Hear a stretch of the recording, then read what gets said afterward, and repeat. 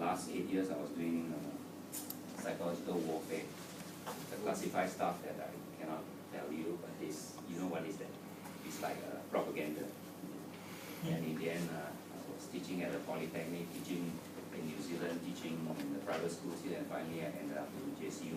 And JCU, he was so kind to keep me, even today I'm 62, still alive and kicking and talking. So that's a lot about myself and self-therapy. So that's the end of the talk. Any questions? You can leave now, if not you can stay back. Okay, now pre-talk questions. There's something for you now. Okay, I'm a very open person, so anytime you stop me if you don't understand the meaning of what, you know, anything you can ask. So what have you done for yourself? How many of us here in this room reflect, look back at what do we do every day since day one? Hopefully you know day one. Okay, until now, what have you done?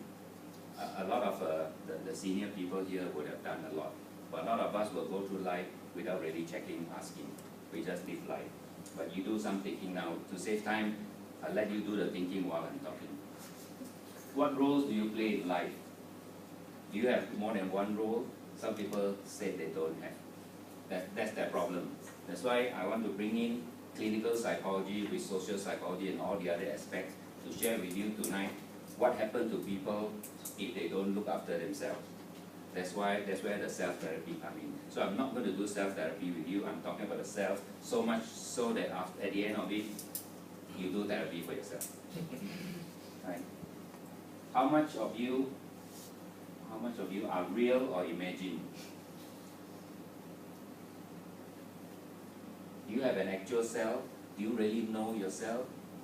Know who you are sitting down here? Or how much of you is imagined? Or you play the role because others look at you?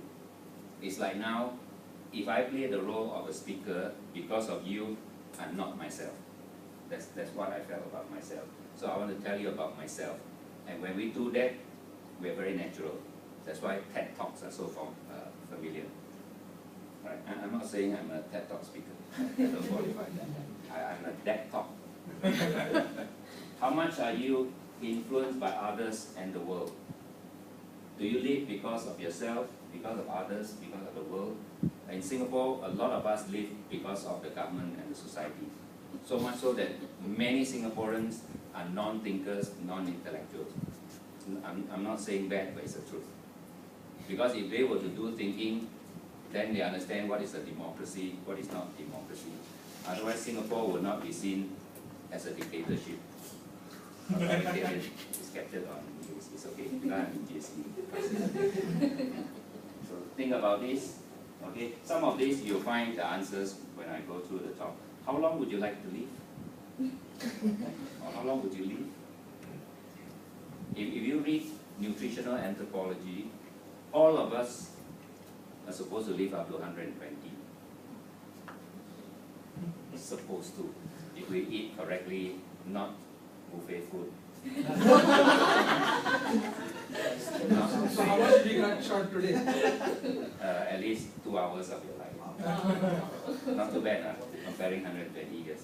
So a lot of us don't eat right, stressful life, and don't live a good life. You've seen in the recent papers about Singaporeans, we eat like Westerners, but we got heart attack 10 years earlier. If you analyze that, you would see, you just go to most food courts, any food center, so-called food haven in Singapore, most of us are eating food that are really no good. We eat a lot of deep fried food, which are causing free radicals in the body and damaging us. That's why we got everything earlier than the rest. And we call ourselves Westernized, which is not true, actually modernized the wrong way. And the government is very helpful, building more and more hospitals and clinics, and adding more doctors and psychologists so that we all get more mental health and medical help. At the same time, they also tell you eat, and then now they come out with insurance. Which is good for everybody, business, everything like right. So how long we like to live? 120. But because of the way we spoil our body, most of us won't hit 120. If we reach a century, it's quite good. So we're looking at now 80, 90. So I spoiled my body for the last 50 over years. So in the last 3 years, I tried to change. Hopefully, I'm allowed to change. With How would you deem a successful age in Singapore? As in, when you finish your run, 90, 80? 90. I would look at it at 90. Yeah, so it's a good time. So Mr. Lee, good time. But unfortunately, his telomeres in his DNA wears out, no more replication, so he has to go. You know what I'm talking about. And who are you? Okay, you ask yourself, who are you? Okay, following the germ theory, we are just one germ in the body of God, if you would. So they don't know each other. We only know we see each other. We don't know where we are. If you want to follow this, we may be all here now in one of the intestines of God. So we're still looking for where's God.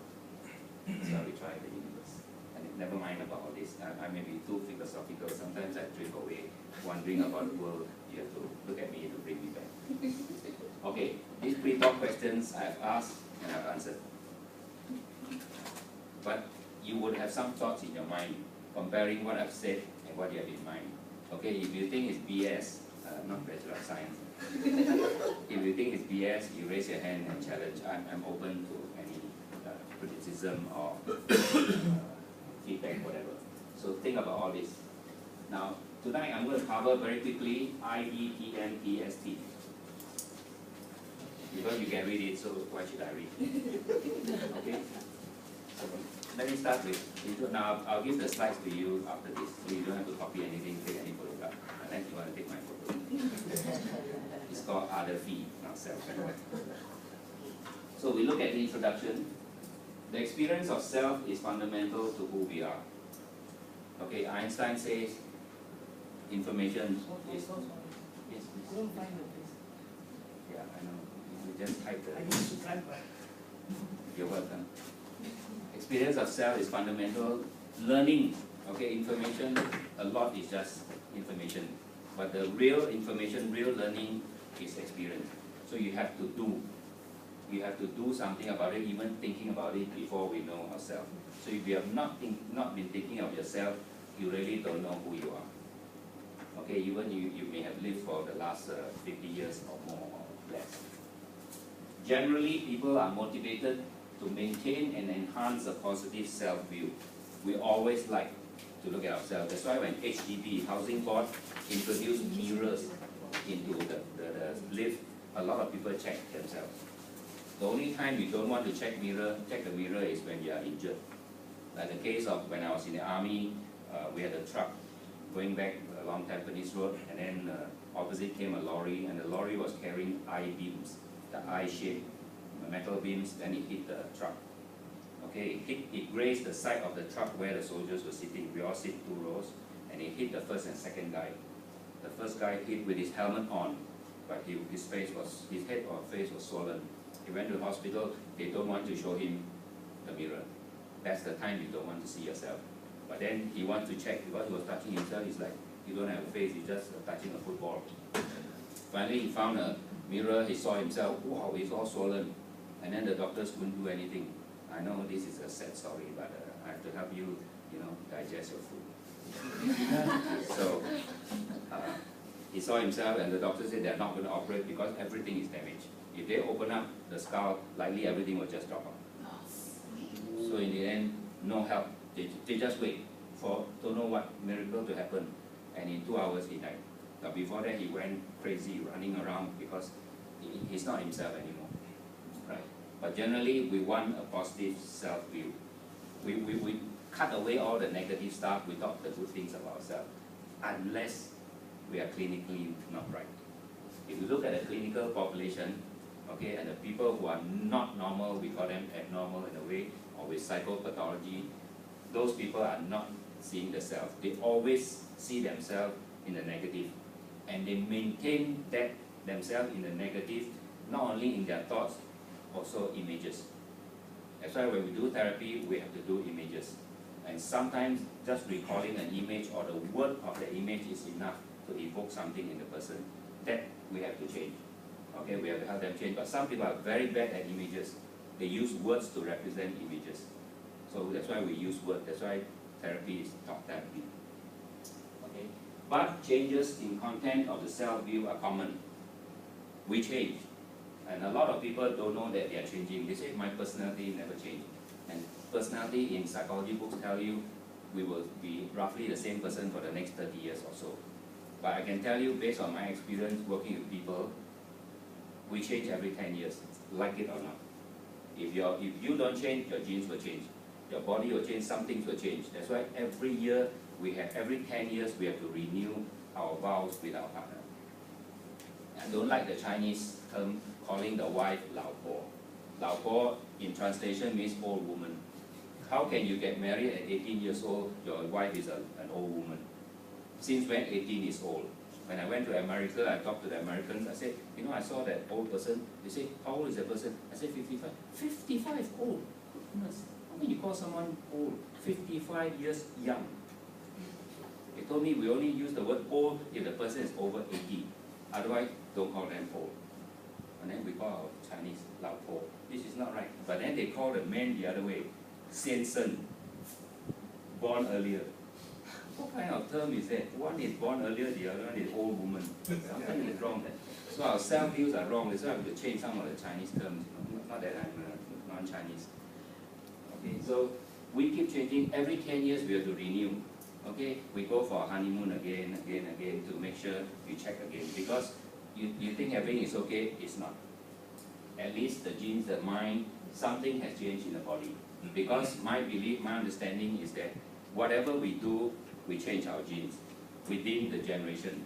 In the past, we believe once we are born, once we have our genes express themselves and we are like that. There are certain things we can't change. Eye color, hair color, this. But a lot of things you can change. Because I work with nurses, work in the hospitals for some time, I realized that people who do something about their diet, their lifestyle, okay, they modify their lifestyle. For example, I had a matron who told me her whole family, she's a woman, all her sisters have got diabetes. She said, I'm 60 now, I'm going to get it. But I want to change my lifestyle and diet so that I will delay, if not stop, diabetes altogether. And she literally did that. And at 70, she's still working and she hasn't got diabetes. Her sisters and mother all got it, or aunties got it before 65. So we can literally change that. Okay, that's plus the self-view. So how do we create and maintain the self? I always ask this question philosophically, right? You put your hand in the running water, you remove it. You put it back in the running water, it's not the same part of the water, if it's a river.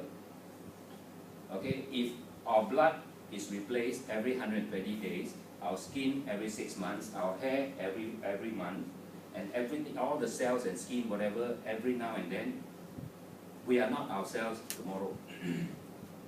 Why are you still your same name? How do you manage to remember your ID? How do you remember who you are? What you are? So this is the interesting part which cognitive neuroscience try to explain. Okay, but we leave it to philosophy to do that. The experience of a continuous and coherent self is the outcome of successful interactions between knowledge of ourselves and the world and others, memory, experience, and the various self-regulatory processes. So I'm going to talk about this kind of stuff. Okay, each part as we go along. Okay, how do we define the self? Through self-schemas. Now this is very common in psychology. So templates that represent connected beliefs about the self. It's like a script. Okay, I'm this person, I'm professor, so I do this. I'm father, I do this. I'm husband, I do this. Cognitive structures. There are also cognitive structures to organize, summarize, and explain behaviors in a particular domain. That's what we are, who we are. Help resist information that's counter-schematic. Okay, if I'm a professor, now you tell me something that I'm not a professor, I'll challenge that. Show me the difference. This is the thing, which is in a way very good, so we know who we are. Self-concept, if we look at it psychologically, are particular schemas about the self is seen as a global view, set of cognitions about one's attributes, all your aspects. Okay, I don't have to explain too much of this because everybody knows this. Now some parts I'm just going to gloss over. We have several views of the self. or several forms of the possible selves. If you take up personality in psychology, you will know there's such thing, a concept or construct called I, okay, me, and then the we. Okay, if you look at it philosophically, I is standing in space looking at all the different me's. And then it's like different roles you play in life. And all of us play different roles. So the I know all the different me and hopefully can control all the different me, and you come back as one person. If you split that, then you have dissociation. In the past they call it multiple personality. And now they call it DID. Very nice term. Dissociative identity disorder. It's like don't know what. Never mind if you don't know what. Okay, and very frankly, until today I've met only 2 people with DID. And they're in JCU.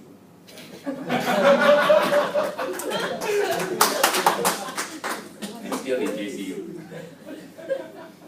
Okay, so don't worry about that. It worked. So we have several possible selves, so you can look at it as different roles.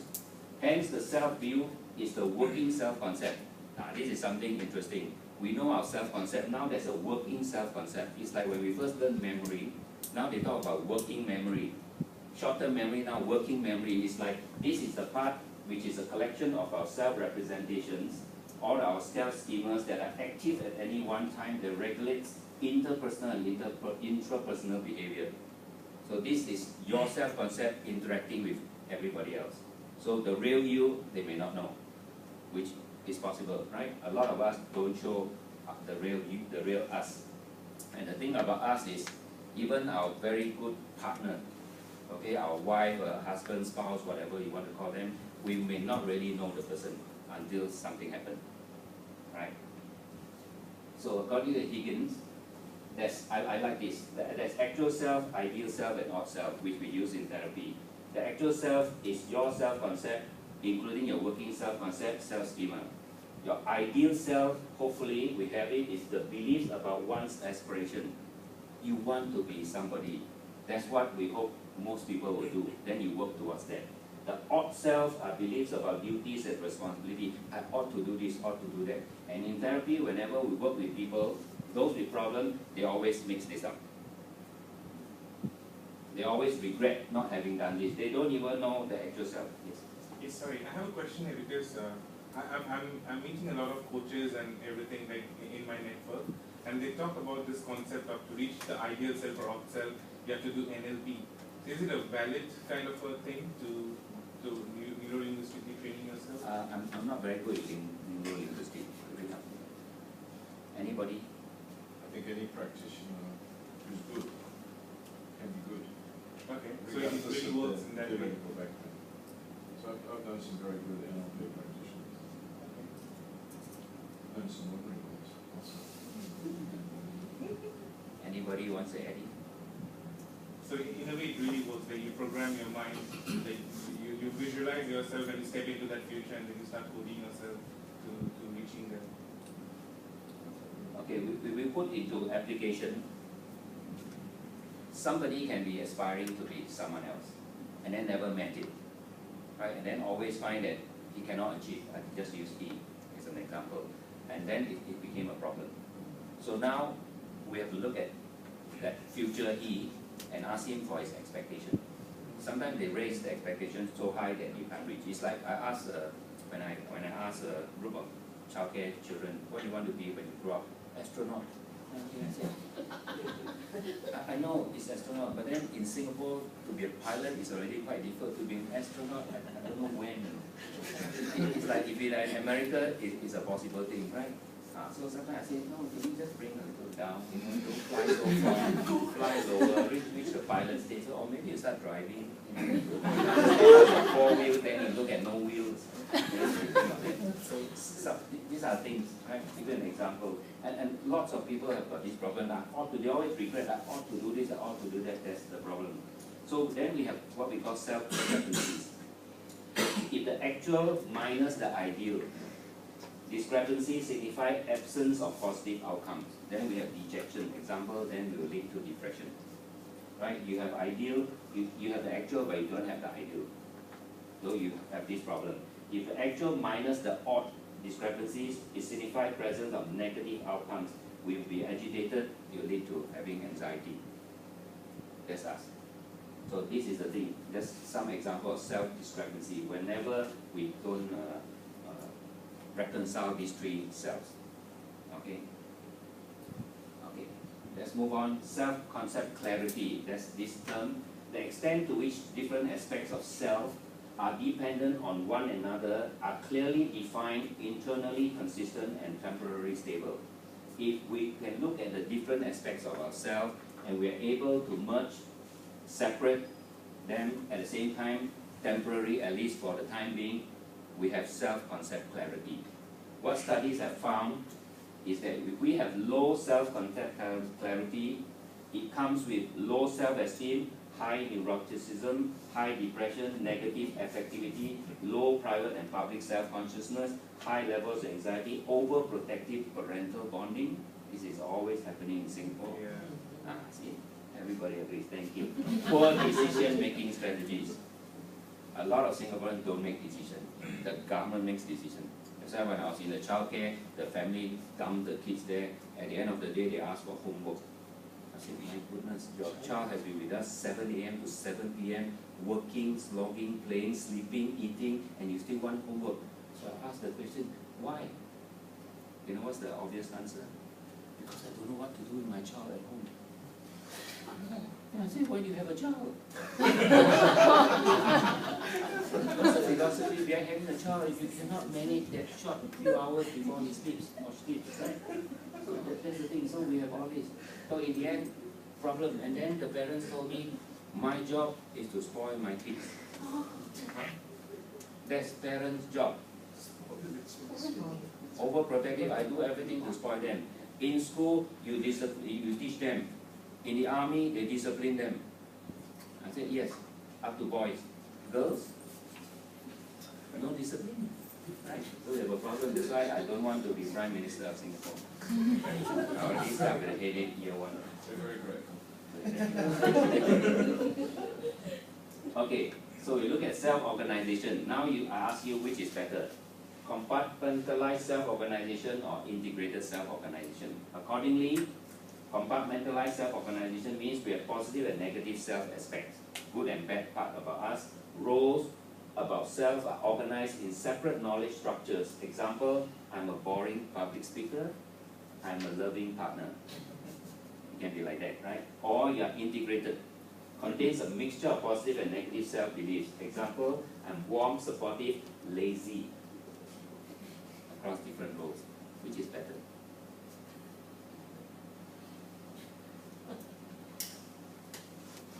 Have a guess. I hope I'm not referring to someone here, which is fine. Which is better if you define yourself? Be integrated. Integrated. Okay, studies have found integrated is better because you are more wholesome. Usually the people with problem, you need self-therapy, you're compartmentalized. You need to do this, but some people love it this way. Okay, we are teaching students to be a learner. At the same time, when you become a therapist, you're very strict. The moment you turn 180 degrees, you go home, you behave what you are, which in a way is good. So don't bring home work and that kind of thing. So certain times you work, but generally the integrated self-organization part is better. There's this thing called self-complexity. Simple self-concept, small numbers of self-aspects, more overlap between the attributes of aspects. This is more vulnerable to emotional distress. I'm a failure. If we have simple self-concept. If our self-concept is complex, we have many differentiated or independent self-aspects. This is very protective because negative information is encapsulated within a single row or smaller number. So it's good to be a very complex person. Okay, if you don't know who you are, likely you are very complex. Self over time. Now I talk about defining the self. So hopefully by now you know yourself. Okay. Unfortunately, time doesn't stay still. It goes on and on. What's happening is that the self contains knowledge of current self-representations, who you are, and self-definition, what you are, and a sense of growth and development over time from day one. In fact, in the womb, we already started developing a personality. Just to quote the study in the States by a couple of Japanese American, they believe in grooming their children's personality before birth. And both of them were just normal graduates. So what the wife and husband did was, everything they do, they explain to the fetus. So they take the manual while they are vacuuming, they say, I'm using a vacuum cleaner, okay, it has got this holder and the vacuum sucks like that, and this has got the blades, and they read. Surprisingly, when all the children were born, they said they had heard all these things. And all of them finished PhD by age 13. 1, 3. So we are wasting time after 13. Okay, so because of that, California started a school for pregnant women. Everybody went, swimming, doing exercise, and all kinds of things, just to talk to the fetus. And both of them are normal graduates, so it can happen. You can retrain. So now I spread this in Singapore. We're going to start a school, James Cook University for pregnant. So if you're going to have a child, start doing something. Don't overload the child. Thus, the self-concept and autobiographical memory are linked inextricably. This is very important because I've stayed overseas for some time, and I compared with Singapore, we don't have much of this. Okay, you see the Western world, when kids play, they do anything, they go home, the grandparents usually, if not the parents, will talk to them and reflect on their day. Here we go home, sleep. We ask the question, shut up, sleep. We don't get a right answer, we don't even get a reasonable answer. In the Western world, tell you, oh, today we went to grandpa's house, you know what we did, this is they went through. So when kids grow old, they have a lot of stories, autobiographical memories. We got nothing. You ask Singaporeans, what do you remember when you were 3? They say, oh, do I have 3? What? The earliest they remember 5. If it's 3, likely something traumatic. EDSD. Some molestation, or they saw someone, sleeping without permission, that kind of stuff. Okay, so very important, we are lacking in this. So hopefully parents talk to kids about their life, because we have memories of ourselves and we change this memory as we grow. We keep looking back. That's how we treat patients. You quarrel with your father, or like we had a lady who was having a problem with her father, which she didn't know. She expressed in anger and other terms, no problem. So, and then we put her under hypnotherapy. She literally talked about her father and used the pillow and punched the pillow as her father. Then when she came out of hypnotherapy, we told her it was your father. Then she realized that, oh, now I know. Now we put her back into her present state and say, as of now, you go back and talk to your father at this age. Because her problem started when she was young. It's like 8, 9 years old, talking to the father, everything told off by the father. Now she goes back as 25 and talk to the father. You change the memory, you change the picture, you change the meaning. That's why autobiographical memories are very important. Once you get it wrong, it stays wrong, it's wrong. It's like when I grew up, I was told don't walk into dark areas. Why? Because my parents don't want to be there looking after me. So they switch off all the lights in the room, leaving only lights in the living room. I walk in the kitchen, they say, the ghost will catch you. Then I think, why do we have ghosts in the house? Right, so until I get older, then I start to look for ghosts. And then they told me, then you can't find ghosts except on TV. Those the white ones or something, you don't see a colorful one. Nothing is good about ghosts until they make Ghostbusters. More fun. Right. So it's very important. So it's all these memories. Then I later found out, oh, it's because they frightened me on this. And then we were told not to trust policemen. It took Singapore a long time before the public trust policemen. Until we learned from the Japanese how to cycle around and then without weapon and all this back, and then people trust. It was a long time to change all the biographical memories. And these memories are events recalled from one's past. Collectively, a mental state of self-reflection, self-agency, self-ownership, and personal temporality, which are personal mental travel time, autobiographical experience. We go through this. You revisit this. That's why we need albums. We need to look back and say, oh, when I was young, I looked like this. Oh, gosh, I got a mustache. And you're wondering, what the heck is a mustache doing on your face? Okay. At that time, you like it. You even have the onion head. I know now they have the onion hairstyle, the pineapple shape, and all those. In the past, all these were under schizophrenia. But now it's so common, all because Kim Jong-un can fire a missile with that haircut. Everybody. And then K-pop went kangaroo popping around. Everybody has K-pop stuff, right? So, for example, if one has depression or PTSD, post-traumatic stress disorder, this overgeneral memory is associated with poor problem-solving skills and difficulties with future events, maintaining the disorder. This is us. So we have autobiographical memory as that. We are traumatized, we keep remembering. That's why we have to deal with it as early as possible. Now this is something new. If you have not heard, it's called FAB. Not fabulous.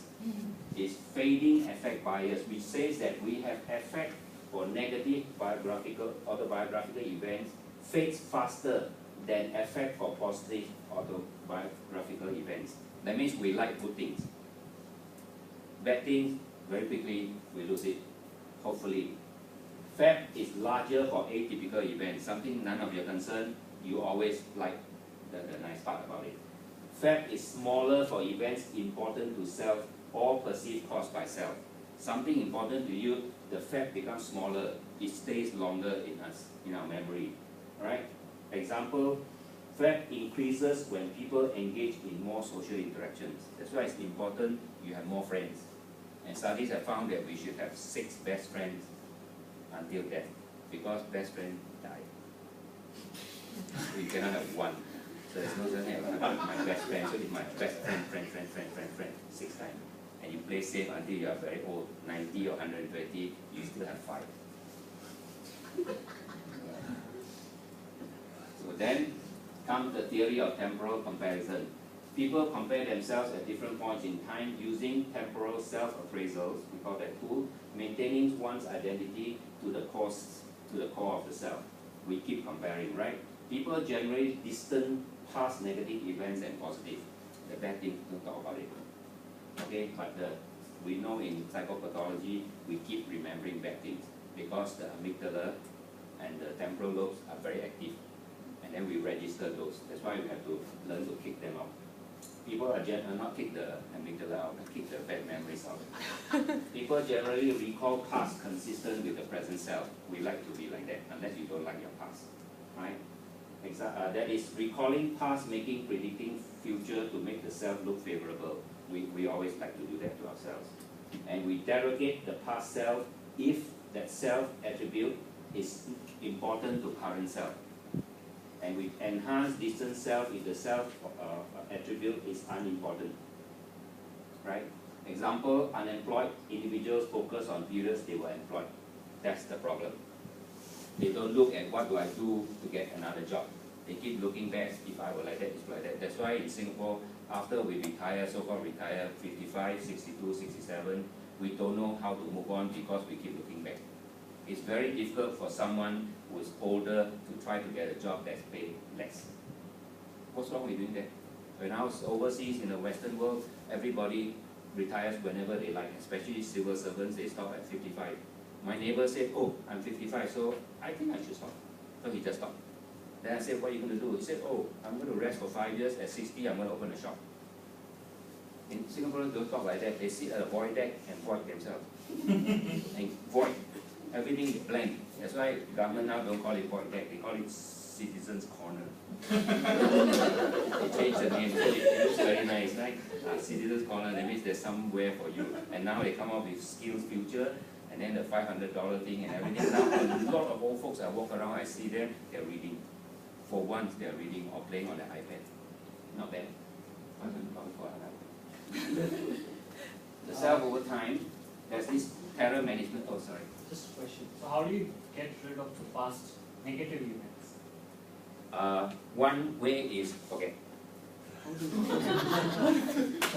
Forget. Previously we call it motivated forgetting. Now we call it suppression. You can, don't bother. There's this thing coming up called self-compassion. Let go, mindfulness thing. if it doesn't bother you, it's like the, you know, the story of the Zen master and the disciple. You heard of the story? Zen master and disciple was walking, and then they reached the river. They want to cross the river. There was a prostitute, and Zen masters and disciples are not supposed to touch women, less prostitute. But the Zen master picked up the prostitute and carried her across the river because she couldn't swim. They passed the river and continued walking for the next 5 miles. The disciple said, "Master, why do you touch the prostitute? Why do you carry her across the river?" The master said, "Oh, I forgot about it already. Why are you still thinking about it?" So Zen Buddhism is let go. That's one way. If it's nothing you can do, forget it. Right? What can you do? It's over. That's why I like just for laugh. It's over. Sorry. Sorry. If there is a reflection, let's say you're going someplace with someone mostly, that someone is gone away, that you reach that place again. Okay. Yep. It's reliving memory, Yeah. which is good. And if you still are like that, that means you don't have closure. Give an example of one of my relatives. Her husband died. 5 years into it, she's still grieving. And then I realized that, no, it's too long already. You're supposed to do something about it. So I went to her home and realized that, wow, everything of the husband is still in the house. The same position. So she's sitting everywhere reminding herself. I said, no, you have to close. Okay, it's over. So the best question I asked was, what would he say to you now if he's still alive?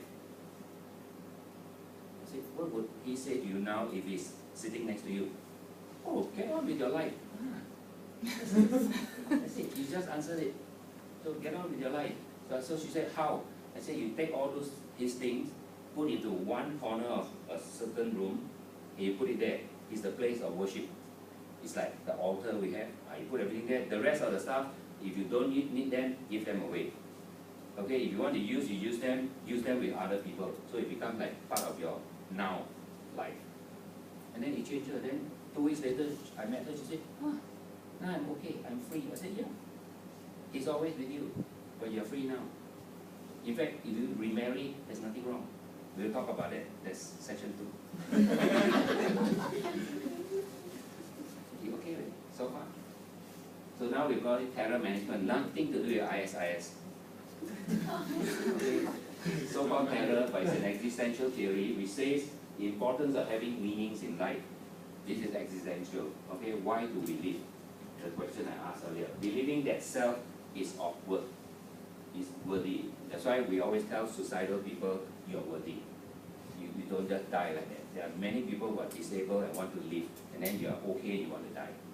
Right? These beliefs alleviate the ultimate terror that one will cease to exist at some point in future.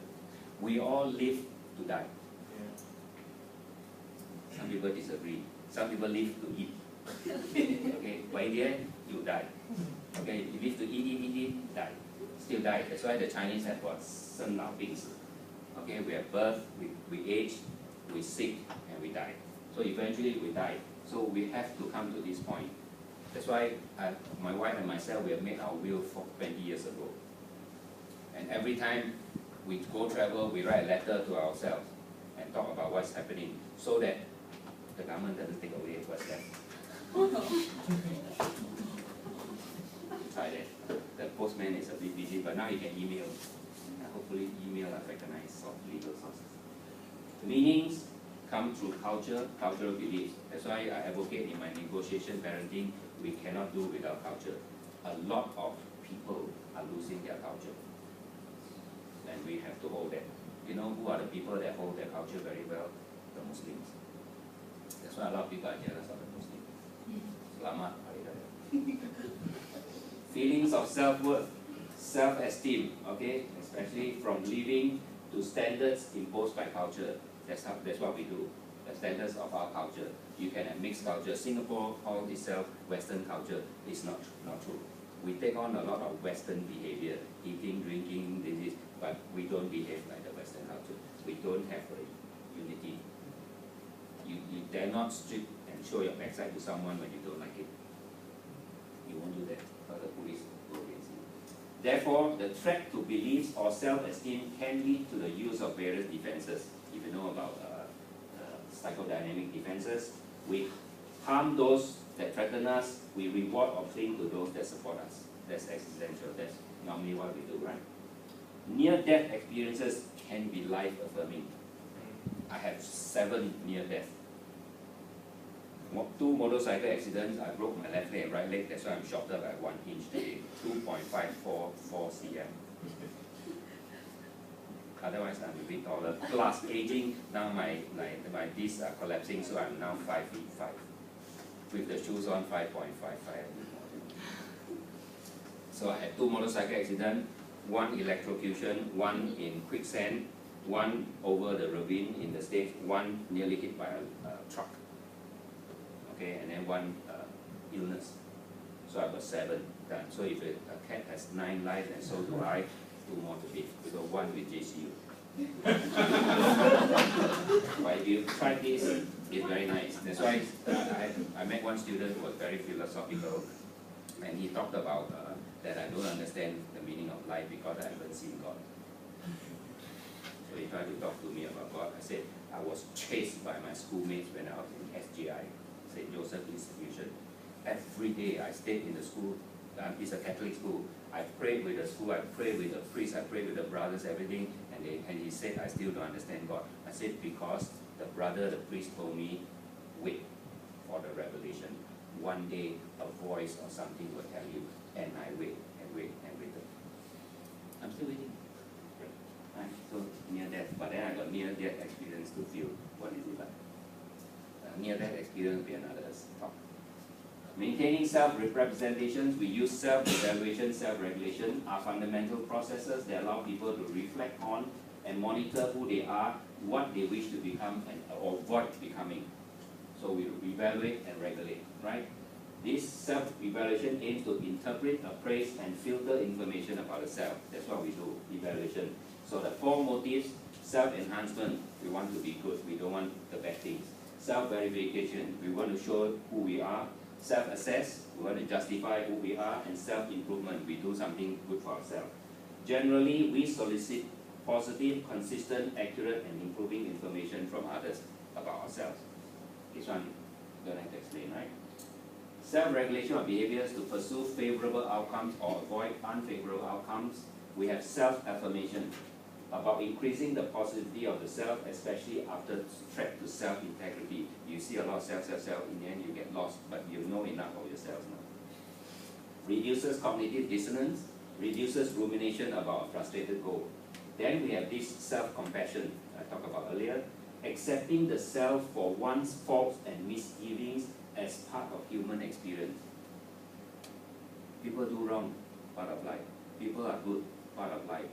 People don't do anything, part of life. You accept this, your self-compassion consists of self-kindness, common humanity, right and wrong, mindfulness associated with positive mental health. This is something missing in a lot of people. Compassion, you tell yourself, yeah, that's my life. That's what I went through. So you go to jail 5 years, you say, okay, I went to jail, that's part of my life. Maybe he wants me to go through. Now I'm a better person. Okay? Self-affirmation, you tell yourself, okay? Self as an agent, self-efficacy, Bandura, this is very common to a favorite of all the students, psychology students, a set of self-beliefs that determine the degree to which an individual perceives himself or herself as an effective agent capable of achieving desired goals and outcomes. Self-efficacy, we all know that. Entails cognitive processes, expectancies, outcomes, and outcome value. It's not just expectancy, outcome, there must be a value to it. If there's no value, you don't care about the outcome. Not so much, you won't be bothered. Right? Self-determination, you always see this, especially when they compare East and West. They always say we are not determined, we are not self-determined, because it's a theory of motivation, the drive to grow to meet needs of competency, relatedness, and autonomy, which a lot of Easterners don't have because we look to our family. Okay, when I was asked whether I want to have coffee with someone, I look at my wife. The guy said, no, I'm not asking your wife, I'm asking you. Right? But in the West, they just answer, yeah, I have tea. Can I bring my wife along? They ask. They do something like that. If needs are met, intrinsically motivated and self-determined. If we focus on relatedness, it's pleasing others. It's more extrinsically motivated. This is what the theory says. Now we look at self-awareness, self-consciousness. Now we're looking at self-focused attention. Okay, it's not that you are becoming fetish or something, but this is you aware of self-referent information that have impact on current self-concept. A lot of people, when we do cognitive neuroscience, we ask about themselves, they know a lot about themselves, personality-wise. When you ask them about others, they only describe the person because they have seen him on TV or from the news. And then we just say a few words. So most of the time, people think they know themselves very well. Self-reference. This information, self-focused attention, include thoughts, feelings, body state, information, memories, attitudes, and beliefs. It's explained by theories on self-awareness. So now we are bringing self-awareness, self-consciousness. Self-awareness, one is aware that one exists independently of others, has independent thoughts, and can engage in behaviors independent of others. Okay, it invokes a comparison of self against a standard, an internal representation of what constitutes the right attitude or behavior. It's not an external standard. You judge yourself based on certain standard you want to be. That's why OCD, perfectionists, they want to be like that. They keep becoming something like that. Okay? If discrepancy it cannot be easily reduced, the failure to attribute to an external cause. We can't change that. If discrepancy is due to a standard, we likely change the standard. Often the problem is attributed to the self and standard not modified. We stick to some yardstick in our head to do some things or judge something or be something. That's the problem. Okay? So this is self-awareness. Okay, but generally Singaporeans lack awareness of others. They just do everything because they only care about themselves. They've got perfect self, not awareness, just self. But they lack of awareness of others. That's why they can cycle into you, they can walk into you, and they can say sorry without feeling it. And they say sorry again. That's why every time someone says sorry to me, I say, do you mean it?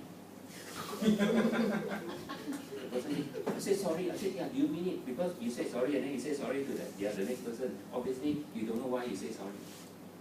Just like excuse me. School children in Singapore learn excuse me. Excuse me means right of way. That's why when I was in the shopping center, shopping and in the aisle, one kid came with a scooter. Excuse me, excuse me. And I said, what? I said, excuse me. I said, yeah. Then he said, my teacher said when I said excuse me, you have to excuse me. Then I said, you want me to climb up the shelf? So I said, no. Go and tell your teacher, excuse me means no. but you're supposed to excuse me. I said, yeah, no. There is a different meaning to excuse me. Excuse me is not the right way, right? So learning, you have to teach them. So modify the standard. That's what psychotherapists do. Really. Self-consciousness is a state of being self-aware, conscious, right? There's this public and private self-consciousness. Public is a trait in which the individual is aware of the self as viewed by others, because the public. Harsh parenting, which is an antecedent, more critical in triggering social anxiety, if we have that. Private self-consciousness, again a trait in which the individual is aware of the inner self and feelings. So we always see our poor health during childhood as an antecedent, may trigger blushing or anxiety, for example. Make sense? Now finally, we come to the self with others. We seldom live without others unless you are a hermit. Even a hermit changed the shell. Have you seen hermit crabs when they change shell? It's very interesting, they all line up. Because they have to take over the bigger shell. So the biggest guy got to find an empty shell, then he's waiting there, the rest queue up smaller. 1, 2, 3, they just switch shells. That's hermit. Still they got share with others. The self develops and changes in a nexus of social connections from childhood through life. That's why you see all the color changes. If you are confused by that line, you are changing your perception. Attachment theory, we are all familiar with this. Children's early experience with parents leave a permanent stamp on their lives, affecting self-worth, self-acceptance, and beliefs about availability and responsibility of attachment figures. Alright, very important, because our attachment figures, our caregivers, our mates, our whoever, significant others, auntie, they are the ones who has a bearing on our life. Because if you cannot trust them, then you have problem trusting adults in the future or partners or people. 4 different attachment styles, okay? There's secure, preoccupied, fearful, dismissing. One of my doctoral students is doing this, working with attachment theory on supervisor-supervisee relationship. Whether the supervisor, clinical supervisor, brings with him or her attachment, and then the supervisee attachment, and whether they meet. So if you have a secure supervisor and preoccupied or fearful supervisee, what do you think happened? Is there a good relation? And she's completing her studies now, which she'll probably be giving the next time. Self with others, social comparison. This is Passenger, 1954 and all those times. People make direct comparisons between themselves and others when lack of objective evidence to regulate self-esteem. I have quite a few students in JCU. They come here to study because their parents do social comparison of them with neighbors or other siblings or cousins. And then when she finished with honors, she went back to tell the parents, stop comparing. Because you do upward comparison, you decrease my self-esteem. You do downward, you make me happy, but you never did. And you never did lateral comparison because you think I'm not there. Right? So it's moderated by importance of the task and moderated by degree of closeness to the competitor. And it's very interesting. A lot of people do this. There's a Chinese saying, right? 人比人气死人 or 人比人比死人. You compare, that's the thing. That's why the theory of relativity is no good. Sometimes it's not good to have relativity. It's just feel. Don't bother. We feel better when outperformed by someone close, but attribute task is not important. Right? Your colleague does better, but because it's something not important to you. We feel worse when outperformed by someone close and the task or attribute is important to self. Wow, it's just as good as me in studying. This is the thing. So finally, we have a need to belong or feel included. That's why the sense of belonging is very important. When accepted by others, we react favorably. When rejected by others, our intelligent thoughts and self-regulation are disrupted. Studies have shown that when people reject you, you can't think. You can't do well.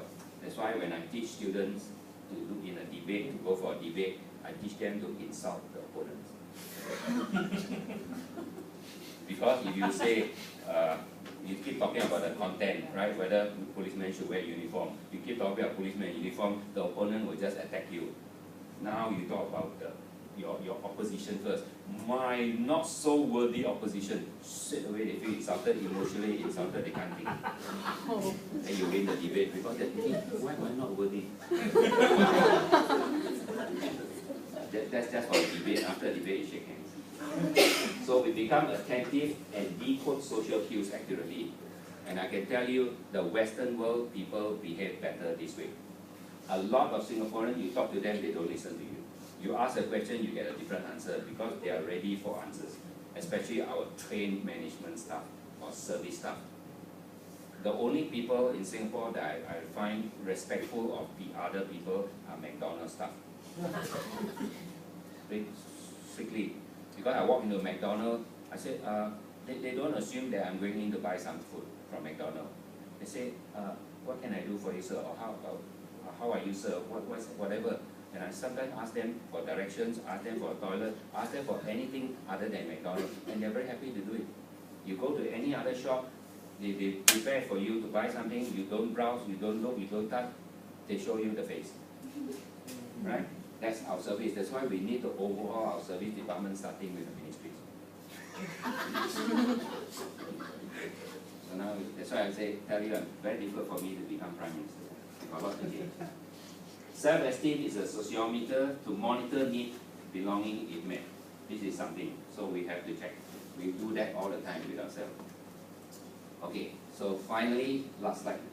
The self is dynamic, we form, we keep reforming. Keep looking back, reflection, we change. It's okay to change, you're not losing yourself. I and the different selves, right? We have many possible selves. Play the role nicely, don't mix the role up. You want to mix the role up, you generalize, you integrate, and still know who you are. Don't dissociate. Believing that the self is worth creates meaning. So you have to believe. Never mind you don't have any religious belief, at least believe in yourself. That's why some people ask me, what am I talking about? I said, tonight I talk about fooism. Store your information. Okay, we lose our memories a lot of the time, especially at my age. Somehow they just don't go into the hippocampus. Maybe now my hippocampus is a starfish. No more hippocampus, no more seahorse. So store them, know and represent yourself. Okay, know who you are, represent yourself. Most important, be yourself. Okay, the next book I'm going to write will be true to yourself. Thank you very much.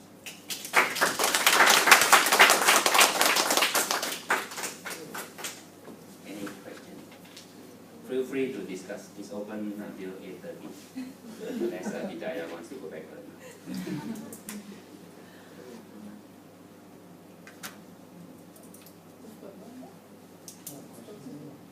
What were your questions? Yes, please. I was, firstly, thank you for your wonderful presentation. So, undoubtedly, I thoroughly enjoyed it. I'm sure everyone else did. Your comments about Singapore were probably more perceptive than mine because you are and are based here and so on and so forth, and you are from Singapore. But from my position in Singapore, from Australia, I'm often immensely complimentary of the common public respectfulness in the Singapore psyche. So in the sense that and others who come here to visit me, remark on how quickly children stand up on trains, or now admittedly you commented that may be a drill response, but it's greatly respected by us foreigners, us Anglos if you like. I don't want to make it sound like I'm being negative, but or criticising that point, but it's just that you did make that point. I felt it was a bit you were being very reflective on the Singapore psyche, whereas I had a different experience. I had a very positive one. Thanks for sharing that. Okay, how should I put it? My experience in Singapore, I noticed, for example, a few years back, if you were to stand by the roadside, and I stand by the roadside to hail a taxi, you will get the taxi at road. Even still happening till today. Why? Because taxi drivers love foreigners, and they know foreigners are very polite, and likely they'll tip. Even though we say no tipping, not tip the taxi, right? Tip the person money. It's still happening, because you look at Singaporean, when Singaporean boards a taxi, the Singaporean won't say anything much. It's just like, go to Tampines. It's like, you better know. Okay, you better know the shortest cut, shortest route, because if anything, you are swindling me. But you get a foreigner, you go in the taxi, what's the first thing you do? Hi. Right? You sure to greet the taxi driver. The taxi driver will greet back. It's like, wow, such a nice person. Next thing he says is, no, I'm thinking of going to Tampines. He said, oh yeah, please hop in. Then you talk, you chat. And it's so comfortable. Taxi drivers don't do that to Singaporeans, unless they grumble about the government. Or unless you're very nice. So this is the perception until today. And generally, if you are Caucasian, you have an advantage over most Singaporeans, until today. But some Singaporeans have changed, and they realize that never mind who they are told by the taxi company, you'll be equal to everybody. Otherwise, they still behave. It's like, if I may quote one of our colleagues, John, he's going to leave us now. He said he came to Singapore, he was thinking, wow, Western. But true enough, he said we have Starbucks, we have KFC, everything Western. But the people don't behave Western. Example, his neighbors. He said, hi, morning. Neighbors walk past his balcony. And he said, they can't answer me. I said, don't they say hi or something? He said, no, because if they hi, then I carry on, they don't know what else to say. So better don't say anything, it's like, you just walk on. And it's still happening today. And a lot of Caucasians who come here, they've been here long enough, they mingle enough with Singaporeans, they see the difference. And I've been at both key with Caucasians, with Westerners, everything, they talk about, oh, those Singaporeans are like that. Not that they want to divide, they find that somehow they cannot move in with them. There's a lot of variables to all these Agreed. things, because at the end of the day, it's how we were all brought up and how we all grew up here. Yeah. Right? It's the whole DNA thing. I mean, of course, there's another session for another day, but you've got to consider all these variables. Singapore don't know. Singaporeans by and large don't know how to make small talk, neither do they want to make small talk. We are largely transactional. I'm Singaporean. You agree with what? Sorry. You agree with what I said? What you said? I mean, Both. two sides to a coin, right? He's looking in from the outside, and we're all looking in from the inside. So there are lots of factors at play. Agree. Interesting. Yes. Hi. Sorry, I don't know this man's name. Stephen. Stephen. I'm Robin. I tend to agree in some ways with Stephen. I'm Australian too, but I've been here for 10 years. And I tend to sort of, maybe I've seen it from an Australian perspective or from an outsider's perspective, but I feel that Singaporeans are fairly polite and very easy to get along with, and that includes my colleagues at work and my students as well. I find my students quite polite, and you know, as a teacher, I enjoy that and say, yeah, but that's my experience as an Australian coming in, Sure. compared with being in Australia sometimes, yeah. It takes a lot of merging, a lot of moving with Singaporeans to see the truth.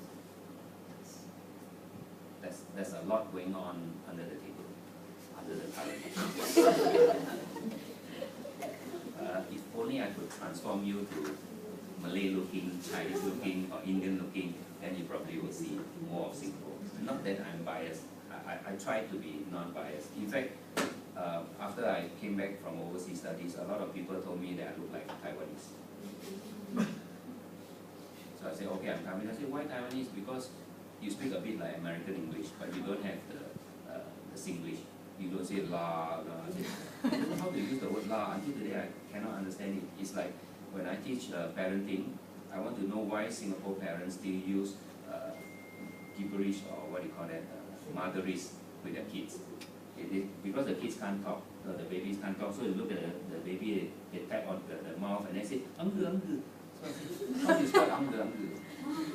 What language is that? I still cannot find it. Maybe it's archaic or something. So this is the thing. So I try to change it and say, can you please speak to the kid properly? Otherwise they don't learn. That's why our language abilities are so bad compared to the Western world. You look at a little kid, Western, it's not that I praise them, it's that, wow, they're so good. Right? We're so lacking in this, and then we keep, overprotecting, sheltering them. You see a lot more of Singaporean, but I'm so glad you see the nice side. I'm not local, but I'm here for like 10 over years. Yeah, I see half of the good and bad side. You want I to agree with you. give some example of bad side? Yeah, I mean, for example, the taxi thing. The first few years I came here, I take taxi, I tend to chit-chat with the driver. After sometimes I just stop my earpiece, I stop. So, I mean, there's some bad experience. I think my experience is there. So, it's like not to talk. Because you look Chinese. But frankly, your experience here is like my experience overseas. When I migrated to New Zealand, I'm a New Zealand PR for nearly 10 years. I then found out what's being Chinese. I never knew what's being Chinese here. I don't know the Chinese-ness of me until I went over there. Then the Kiwis, not the bird, the New Zealanders, they look at me. They say, hey, why do you celebrate Chinese New Year on a different month? I say, yeah, I never noticed. I know I celebrate twice. One English New Year, one Chinese New Year, and I enjoy every holiday. I said, yeah, why yours different? Then I went to the library and looked it up. Then I realized it's called Lunar New Year, and suddenly we have a different calendar, short of one day every month, and then we got to add up. And sometimes we have 2 of the same month, and we 2 August. Then I realized, oh, that's me China. Then the Kiwi asked me again, why do you have Lantern Festival? I said, yeah, because we grow up all the lanterns. And yeah, I said, why do you have this? And then I went to check. Everything, and they asked Dragon Boat. Then I came back here, Chingay. I don't know what Chingay in Singapore made it up. And I spoke to some CEO. They said some of the stories in Raffles Hotel are made up. Oh. So if you go to Raffles Hotel, you dine at the restaurant, you see some writing there. One American sailor was here in 1859 and did all this. It's a fabricated story. So now I'm worried. Wherever I went, history and all this, I'm wondering, is that really Vasco da Gama's shoes or something left behind? So that's the problem of living too long. So up to 120 is quite frightening. Yes? Anybody else? Yes? I'm just wondering what the psychotherapist does on the train. So imagine you see the boys standing up. You say, sit down, look after yourself. I'm also impressed by that, because it does not happen in my country. And it doesn't seem totally from a sense of duty. Yeah. But I learned one thing tonight from you, that I did think that if Singaporeans ever went to the Olympic Games and won a gold medal, it would be for shopping. But now, I think it will be for self-criticism. Self-criticism, yeah. Singaporeans love criticising themselves. It's a national sport. Croatia is Asia thing. It's all Asia. Asian Chinese quite. Complain and criticize. We criticize ourselves. It's At much least, better than somewhere else.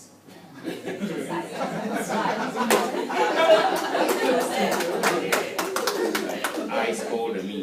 It's better than Jimmy Carter, who said, I raped somebody with my eyes.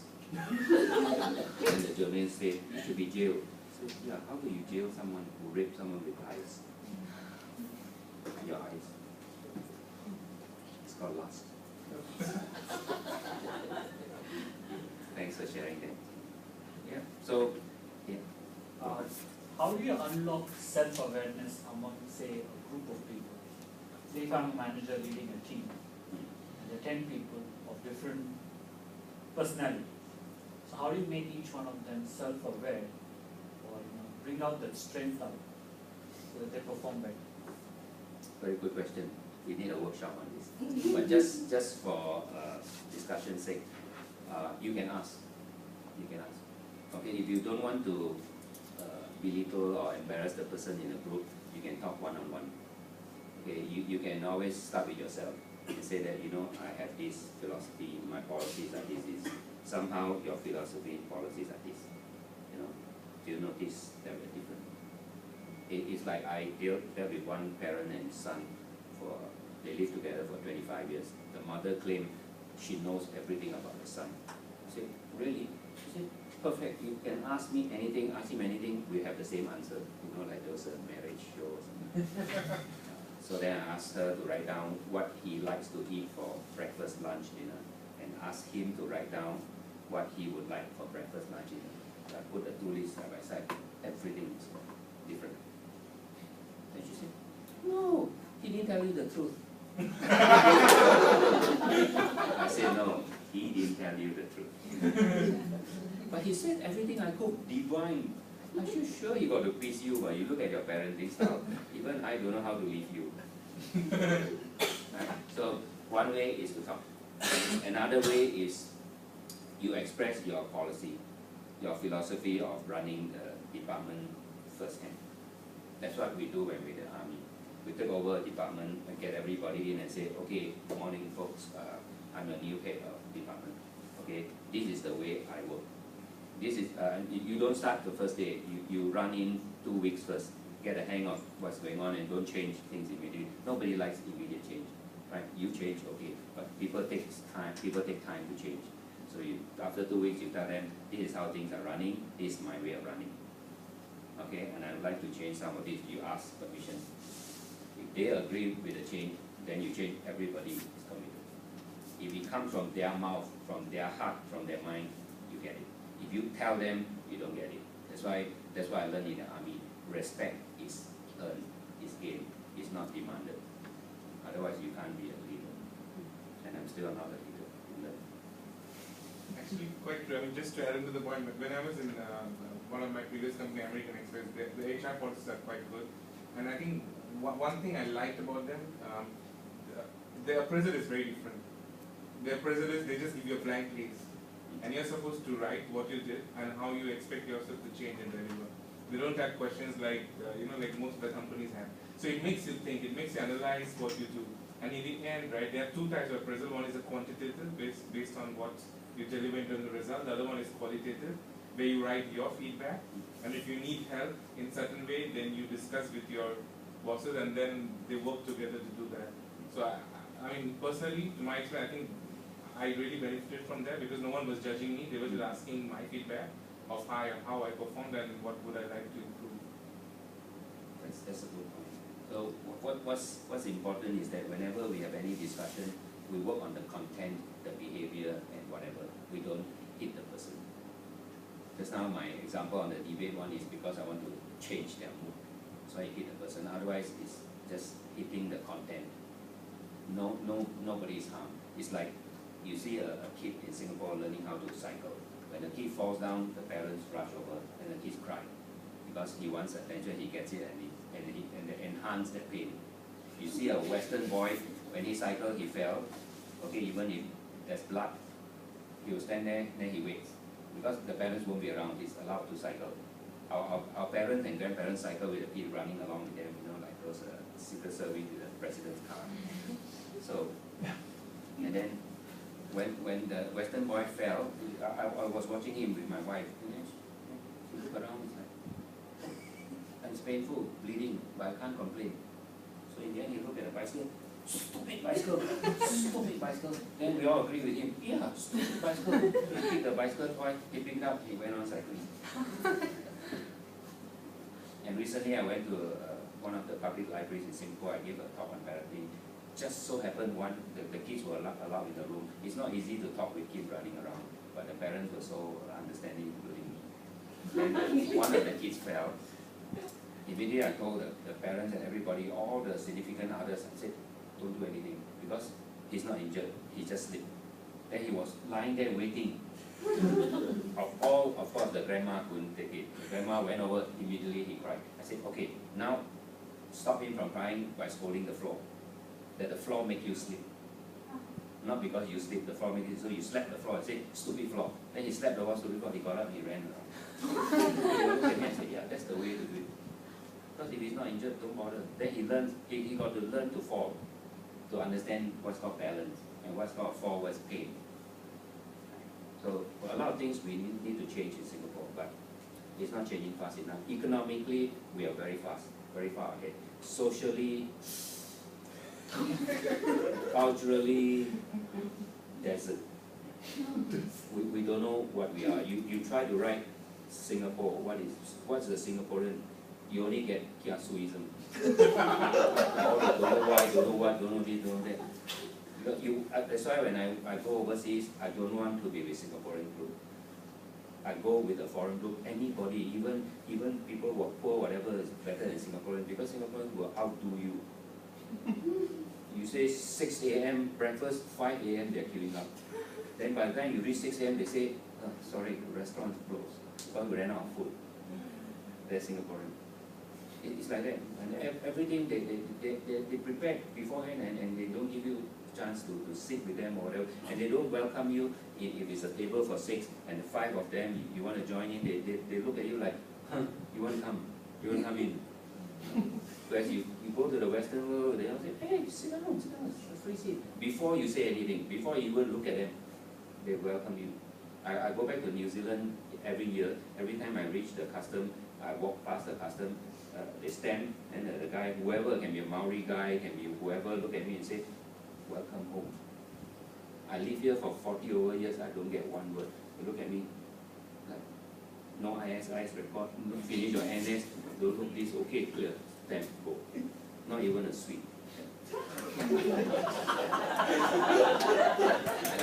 The last time I went, I just came back from South Australia, I went to Uluru Rocks, the AS Rock. I came back, I was fingerprinted again because my fingerprint failed each time. I told the police, I don't know who I am. He said, we are so good, we know each other, right? But we fail because of the machine. And the machine fool us. I don't think I should be alive and be here. Maybe I should migrate. Every time I come in like prisoners, after three tries, I got to go back, and then they open the door, and then you walk inside there, like you're being handcuffed, searched, and embarrassed by a machine. And here we have got the biometrics. That's why if students say they can't put their fingerprint, I say don't bother, use your tongue. So you know why some of them are absent. No, don't worry. Nobody use the tongue because the other time we use the tongue. That's therapeutic. This to me, what you've just shared is like what we do in group therapy. We have something common, somebody facilitates, and we talk about it. So that's the therapy part. I hope you have enjoyed yourself. Definitely I do. Thank you for sharing and your attention.